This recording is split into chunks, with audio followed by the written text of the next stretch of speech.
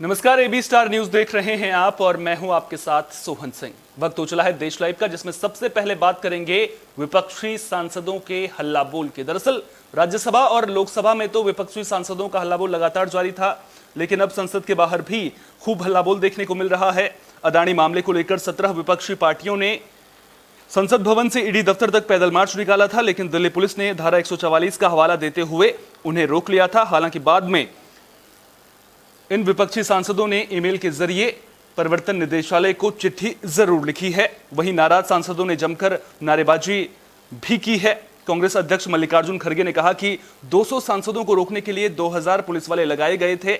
उन्होंने कहा कि सभी सांसदों के साथ वे ईडी ऑफिस जाकर मेमोरेंडम देना चाहते थे, लेकिन पुलिस वालों ने उन्हें जाने ही नहीं दिया और सरकार उन्हें बोलने नहीं दे रही है। मल्लिकार्जुन खड़गे ने इस दौरान अदानी और पीएम मोदी के रिश्ते की जांच की भी मांग की है। सभी लोग आज अदानी के घोटाले के मामले में मेमोरेंडम देने के लिए वहाँ डायरेक्टर से मिलने जा रहे हैं, लेकिन सरकार हमको विजय चौक के पास भी नहीं जाने दे रही, वो रोक लिए है। जो आदमी लाखों रुपए का घोटाला हुआ है, LIC बर्बाद हो गई है, स्टेट बैंक ऑफ इंडिया और दूसरे बैंक्स भी बर्बाद हो गए हैं। जो लोग अपने पैसे बैंक में रखते विश्वास के साथ और सरकार के भरोसे, वो पैसा सारे एक व्यक्ति को देकर उसको सरकार की संपत्ति खरीदने के लिए ये प्रोत्साहन सरकार कर रही है और मोदी जी ऐसे लोगों को प्रोत्साहन दे रहे हैं जिसकी संपत्ति बहुत ही कम थी, आज वो 13 लाख की संपत्ति हो गई। कैसा हुआ? How it 13 lakh crore, how it happened, who is responsible, who is giving the money, how he is allowed to take so much money, आप देख भी रहे हो।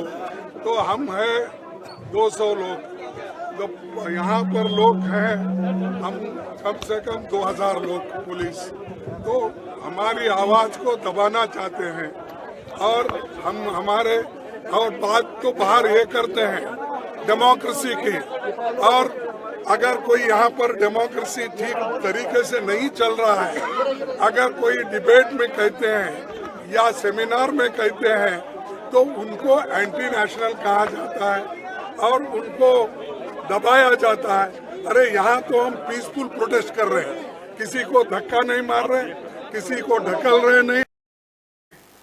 बुलेटिन में अब बात दिल्ली दंगों को लेकर कड़कड़डूमा कोर्ट के बड़े फैसले की। दरअसल कोर्ट ने मामले में 9 आरोपियों को दोषी करार दिया है। आपको बता दें कि दिल्ली दंगों को लेकर कड़कड़डूमा कोर्ट में सुनवाई हुई थी और कोर्ट ने मामले में 9 आरोपियों को दोषी करार दिया है। जिन आरोपियों को दोषी ठहराया गया है उनमें मोहम्मद शहनवाज, मोहम्मद शोएब, शाहरुख, राशिद, आजाद, अशरफ, परवेज, मोहम्मद फैजल और मोहम्मद राशिद शामिल हैं। कोर्ट ने अपने फैसले में कहा कि दंगों का मकसद हिंदू समुदाय की संपत्ति को नुकसान पहुंचाना था और जो आरोप पुलिस ने लगाए हैं वे सभी सही साबित हुए हैं। बता दें कि यह मामला गोकुलपुरी इलाके में दंगे, आगजनी और तोड़फोड़ का है। कोर्ट ने अपने फैसले में कहा कि पुलिस आरोपियों को लगातार पीछे हटने के लिए कह रही थी, लेकिन इसके बावजूद आरोपी मौके पर हंगामा करते रहे। फिलहाल कोर्ट ने सभी को न्यायिक हिरासत में भेजने का निर्देश दिया है। दोनों पक्षों को हलफनामा दाखिल करने के लिए 29 मार्च तक का समय दिया गया है। बता दें कि मामले को लेकर कोर्ट में रेखा शर्मा नाम की महिला ने याचिका दाखिल की थी। कोर्ट ने याचिकाकर्ता के दावों को सही पाया और 9 आरोपियों को दोषी करार दिया है। पुलिस ने दोषियों को घटना के सीसीटीवी फुटेज और गवाहों के बयानों के आधार पर गिरफ्तार किया था। कोर्ट ने क्या कुछ बड़ा कहा है वो आपको ग्राफिक्स के जरिए दिखा देते हैं। हिंदू समुदाय की संपत्तियों को नुकसान पहुंचाने के लिए यह हंगामा किया गया था, तो कोर्ट के फैसले की बड़ी बातें हम आपको ग्राफिक्स के जरिए समझा रहे हैं। पुलिस के आरोप पूरी तरह से सही साबित हुए हैं, ये भी कोर्ट ने कहा है। जो कुछ भी आरोप पुलिस की ओर से लगाए गए थे वो सही साबित हुए हैं। आरोपी एक झुंड का हिस्सा बन गए थे, ये बड़ी बात कोर्ट की ओर से कही गई है। हेड कांस्टेबल हरी बाबू की गवाही को काटने वाला कोई तथ्य नहीं है। ये वही हेड कांस्टेबल हैं जो दंगों के वक्त वहां पर जिनकी तैनाती थी। हिंदू समुदाय की संपत्तियों को नुकसान पहुंचाने के लिए यह पूरा हंगामा किया गया है, यह भी कोर्ट ने कहा है। वहीं याचिकाकर्ता ने क्या कहा था, 24-25 फरवरी को भीड़ ने घर पर हमला बोला। याचिकाकर्ता रेखा शर्मा ने जो आरोप लगाए थे, जिन पर यह पूरी सुनवाई हुई, वो हम आपको दिखा रहे हैं। घर में लूटपाट की, फर्स्ट फ्लोर के कमरों में आग लगा दी गई थी। दंगे की वजह से घर में काफी नुकसान हुआ था। तो याचिकाकर्ता रेखा शर्मा ने कोर्ट से गुहार लगाई थी, आरोपियों के लिए सजा की मांग की गई थी और उसके बाद अब कोर्ट ने बड़ा फैसला सुनाया है। कड़कड़डुमा कोर्ट ने 9 आरोपियों को दोषी करार दिया है।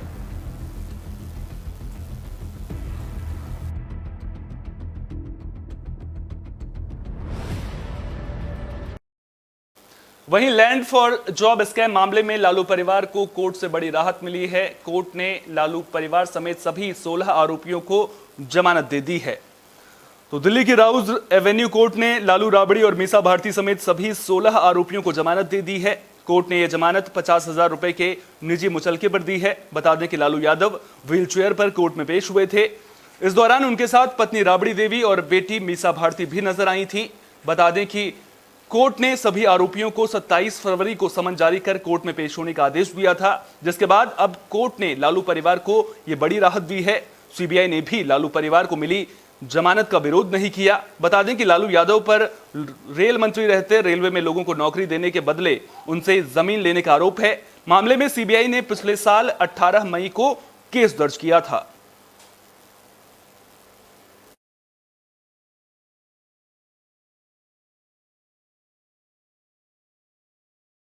अमेरिका और भारत के रिश्ते इन दिनों काफी मजबूत नजर आ रहे हैं, या फिर यूं कहें कि अमेरिका चीन को आड़े हाथों लेने के लिए भारत से दोस्ती निभा रहा है।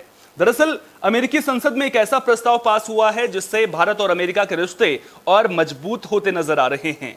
अमेरिका ने चीन और अरुणाचल को बांटने वाली मैकमोहन लाइन को इंटरनेशनल बॉर्डर माना है और इसी मुद्दे को लेकर अमेरिकी संसद में एक द्विपक्षीय प्रस्ताव भी पेश किया गया। इस प्रस्ताव में अमेरिका ने अरुणाचल को भारत का अभिन्न अंग माना है। यह प्रस्ताव सांसद बिल हागेर्टी और जेफ मार्कले की ओर से पेश किया गया था, जिसमें यह कहा गया है कि जब चीन खुले और आजाद हिंद प्रशांत महासागर के लिए चुनौती बना हुआ है, इन हालात में यह जरूरी है कि अमेरिका अपने रणनीतिक साझेदारों के साथ कंधे से कंधा मिलाकर खड़ा हो, खासकर भारत के साथ। बता दें कि अमेरिकी संसद में यह प्रस्ताव ऐसे वक्त में आया है जब एलएसी के पूर्वी सेक्टर में चीन और भारत के सैनिकों के बीच हिंसक झड़पें हो चुकी हैं। अमेरिका के प्रस्ताव की खास बातें क्या कुछ हैं, वो आपको हम ग्राफिक्स के जरिए दिखा देते हैं। चीन और अरुणाचल को बांटने वाली मैकमोहन लाइन इंटरनेशनल बॉर्डर है। ये अमेरिकी संसद में प्रस्ताव जब पेश किया गया, उसमें कहा गया है अरुणाचल भारत का अभिन्न अंग है, चीन का नहीं है। ये बड़ी बातें प्रस्ताव की। चीन ने एलएसी की यथास्थिति को बदलने की कोशिश की है। तो चीन और अमेरिका के रिश्तों में तनातनी जो है अब अमेरिकी संसद में भी देखने को मिल रही है। चीन की सैन्य कार्रवाई की आलोचना की है। यह अमेरिकी संसद में जो प्रस्ताव पास हुआ है उसकी बड़ी बातें हम आपको बता रहे हैं। भूटान की सीमा में चीन के दावे की भी अमेरिका ने आलोचना की है। साथ ही साथ चीन की भड़काऊ कार्रवाई के विरोध में भारत के स्टैंड की भी तारीफ की गई है। यहां पर आपको यह समझना होगा कि भारत अमेरिका के लिए क्यों जरूरी है। अमेरिका भारत के बीच रणनीतिक साझेदारी मजबूत करने पर फोकस है।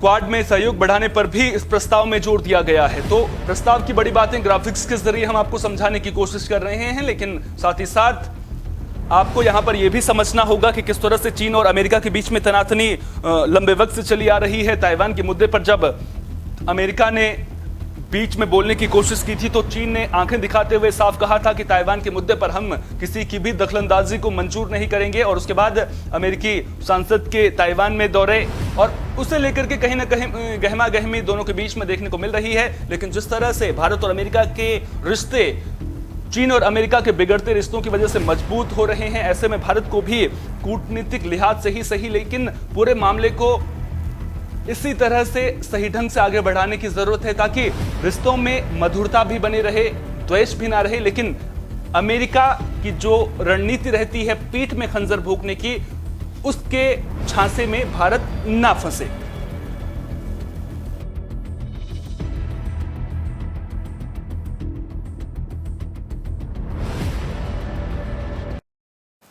कोरोना महामारी के बाद H3N2 वायरस भी टेंशन बढ़ाता हुआ नजर आ रहा है। दरअसल अब कई राज्यों में संक्रमित मरीजों की संख्या में इजाफा देखने को मिल रहा है, लिहाजा राज्य सरकारों ने एहतियाती कदम उठाने शुरू कर दिए हैं। कुछ राज्यों में स्कूल भी बंद कर दिए गए हैं तो कुछ ने निगरानी बढ़ानी भी शुरू कर दी है। पुडुचेरी में 8वीं तक के स्कूल 16 मार्च से 10 दिनों के लिए बंद रहेंगे। बता दें कि पुडुचेरी में H3N2 इन्फ्लुएंजा के 79 केस दर्ज किए गए हैं। हालांकि अभी मौत का मामला सामने नहीं आया है। सरकार ने बढ़ते मामलों को देखते हुए अस्पतालों और प्राथमिक स्वास्थ्य केंद्रों को अलर्ट पर रखा है। वहीं दिल्ली के अस्पतालों में बढ़ते मामलों को देखते हुए सरकार ने भी एहतियात बरतनी शुरू कर दी है। LNJP में H3N2 वायरस के मद्देनजर स्पेशल वार्ड बनाया गया है। यहां 15 डॉक्टर्स की टीम को भी तैनात कर दिया गया है। दरअसल इस वायरस से संक्रमित मरीजों में बुखार, सर्दी और शरीर में दर्द जैसे लक्षण देखने को मिलते हैं। डॉक्टर्स की माने तो दिल्ली में ऐसे मरीजों की संख्या में 150% का इजाफा देखने को मिला है।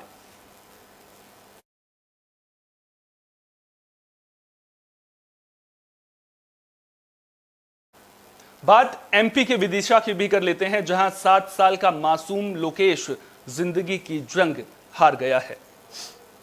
बोरवेल में गिरे लोकेश को बचाने के लिए पुलिस और NDRF की टीम ने करीब 24 घंटे रेस्क्यू ऑपरेशन चलाकर बच्चे को बाहर निकाला और उसे लटेरी CHC के ICU में भी ले जाया गया, लेकिन तमाम जद्दोजहद के बाद भी लोकेश को बचाया नहीं जा सका।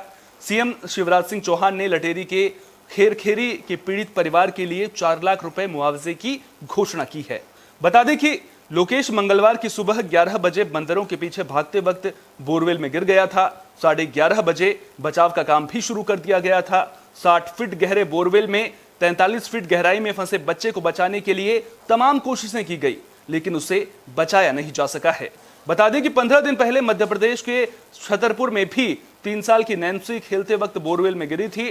4.5 घंटे चले रेस्क्यू ऑपरेशन के दौरान एक और 5 JCB से बोरवेल के बगल में गड्ढा भी खोदा गया था और दूसरी ओर बोरवेल में रस्सी डालकर उसे निकालने की कोशिश की गई थी। ये कोशिश रंग लाई थी और बच्ची को बचा लिया गया था, लेकिन मासूम लोकेश को नहीं बचाया जा सका है। बचाने की कोशिश भरपूर की गई।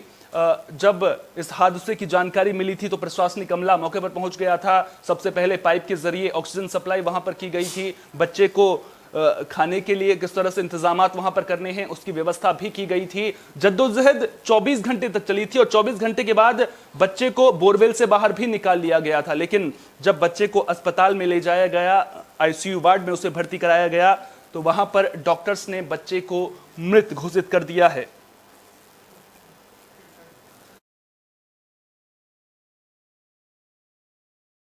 बुलेटिन में अब बात बिहार के भोजपुर की भी कर लेते हैं, जहां सोन नदी में डूबने से 4 बच्चों की मौत हो गई है।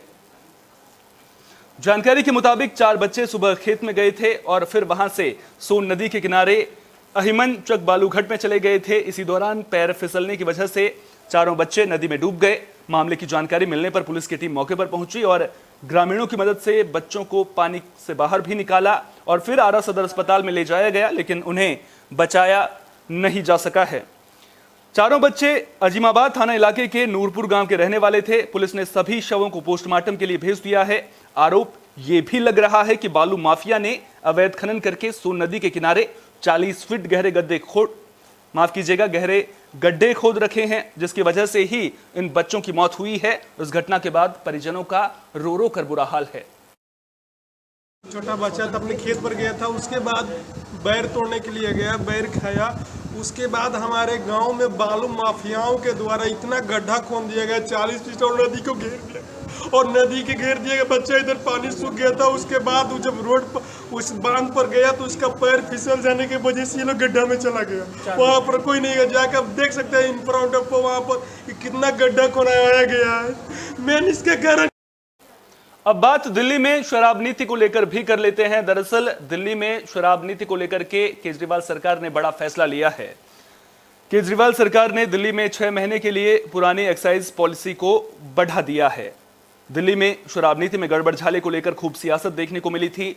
डिप्टी सीएम मनीष सिसोदिया पर आरोप लगे और फिलहाल वो तिहाड़ जेल में हैं। दिल्ली सरकार इससे पहले ही नई एक्साइज पॉलिसी को वापस ले चुकी थी। अब दिल्ली सरकार ने पुरानी एक्साइज पॉलिसी को 6 महीने के लिए और बढ़ा दिया है। साथ ही अधिकारियों को नई पॉलिसी जल्द तैयार करने के भी निर्देश दिए हैं। बता दें कि इससे पहले दिल्ली सरकार ने नई शराब नीति को लागू किया था, लेकिन इसे लेकर जमकर घमासान मचा था। जांच एजेंसियों ने दावा किया था कि नई नीति के जरिए आबकारी ठेकेदारों को सीधा मुनाफा पहुंचाया गया है और शराब कारोबारियों की चांदी हो गई है।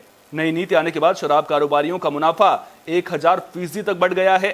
जांच एजेंसियों के मुताबिक पुरानी नीति के तहत शराब कारोबारी जितना कमाते थे, नई नीति के आने के बाद उससे लगभग 10 गुना ज्यादा फायदा उन्हें पहुंच रहा है। दस्तावेजों के मुताबिक कारोबारी आरके ब्रांड की शराब की 750 ml की बोतल में पुरानी नीति के तहत 33.35 रुपए का लाभ कमा रहे थे। वहीं नई नीति के बाद इसी बोतल पर कारोबारियों को 363.27 रुपए का लाभ हो रहा था।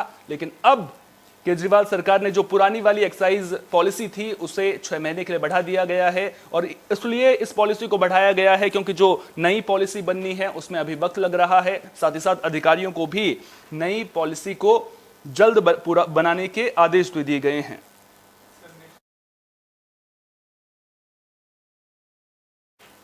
बुलेटिन के आखिर में बात पाकिस्तान की भी कर लेते हैं। दरअसल पाकिस्तान में आर्थिक हालात ठीक नहीं है और अब पाकिस्तान गृह युद्ध से भी जूझता हुआ नजर आ रहा है। हालात कुछ गृह युद्ध जैसे ही बन रहे हैं। इमरान खान की गिरफ्तारी को लेकर पाकिस्तान की पुलिस और इमरान खान के समर्थक आमने सामने हैं। मंगलवार शाम से पुलिस की इमरान की गिरफ्तारी के लिए की गई कोशिशें कई घंटे बाद भी रंग लाती नहीं दिखी थी। सुबह भी पुलिस और रेंजर्स ने तोशखाना मामले में इमरान को गिरफ्तार करने की कोशिश की, लेकिन पीटीआई समर्थक सुरक्षा कर्मियों से ही भिड़ गए।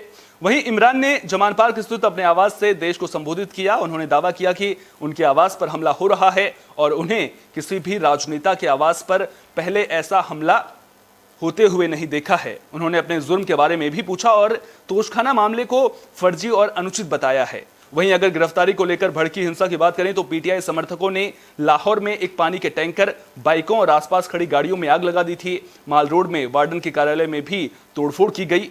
पुलिस और इमरान समर्थकों के बीच जारी झड़प में नरमी के संकेत नहीं है। अब तक झड़प में 30 पुलिसकर्मियों के घायल होने की खबर है। करीब 15 पीटीआई कार्यकर्ताओं को भी हिरासत में लिया गया है। हालांकि अब इमरान खान को लाहौर हाईकोर्ट से राहत मिल गई है। हाईकोर्ट ने अगले आदेश तक पुलिस की कार्रवाई पर रोक लगा दी है। लेकिन आखिर अब आगे मामले में क्या कुछ हो सकता है, यह भी देखने वाली बात होगी, क्योंकि इस्लामाबाद हाईकोर्ट जल्द ही तोशखाना मामले में इमरान के लिए जारी गिरफ्तारी वारंट को रद्द करने की मांग वाली पीटीआई की याचिका पर सुनवाई करेगा। वहीं दूसरी ओर पुलिस इमरान की गिरफ्तारी का प्रयास जारी रखेगी। हालांकि जिस तरह से लाहौर हाईकोर्ट का यह फैसला आया है, साफ तौर पर लाहौर हाईकोर्ट ने कहा है कि जब तक कोर्ट की ओर से अगला आदेश नहीं दिया जाता है तब तक इमरान खान के खिलाफ किसी भी तरह की पुलिसिया कार्रवाई तो फिलहाल नहीं की जा सकती है, यानी कि इमरान खान को गिरफ्तार नहीं किया जा सकेगा।